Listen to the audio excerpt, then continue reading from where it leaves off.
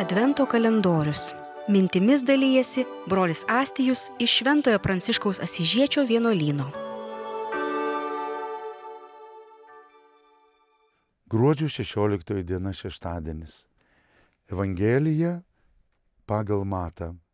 Mokiniai paklausė Jėzų, kodėl rašto aiškintojai sako, jog pirmiau turi ateiti Elijas. Jėzus atsakė, tiesa, Elijas turi ateiti ir viską atstatyti. Bet aš jums sakau, kad Elijas jau buvo atėjęs ir jie jo nepažino, bet padarė su juo, ką norėjo. Taip nuo jų turės kentėti ir žmogaus sūnus. Tuomet mokiniai suprato jį kalbėjus apie Joną Krikštytoją. Žinot, netgi Evangelijoje pagal Matą, Matas yra užsiminęs, kad Jonas Krikštytojas ateis su Elijo dvasia. Tai tas Evangelijoje tas tiesiog apreiškimas, kad Jonas Krikštytojas turi tą Elijo dvasią ir išpildė tas senasias pranašystės. Bet čia vienas svarbus žodis yra – nepažino.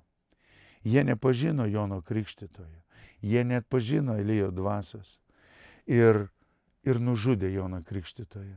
Ir Jėzus sako, ir lygiai taip pat bus su žmogaus sūnumi. Jie nepažino ateinančio gyvenimo. Jie nepažino atėjusios šviesos. Jonas evangelistas sako, nes jų darbai buvo tamsi.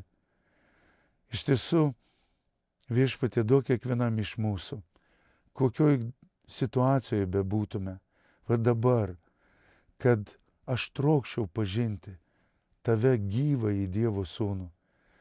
Ir todėl reikia man to šviesos, man reikia tave, šventoji dvasia, kad tu apšviestum Jėzaus veidą. Mes uždegame ant bažnyčiose, ant altorių žvakutes. Mes uždegame žvakutes prie paveikslų, šventųjų paveikslų. Mes uždegame švieselę, kurį net ir vadinam amžinoji švieselė, kuri dega dieną ir naktį prie tabernakulio. Ir ta šviesa mums duoda vieną svarbią mintį. Reikalinga šviesa, šventosios dvasios šviesa, kad mes matytume ir pažintume. Dieve, palaimink mus šitame laukime, kad ir mes užsidegtumėm savo gyvenimo žiburus, kurių dėka jis ateitų į mūsų namus, į mano kiekvieno asmeniškai gyvenimą.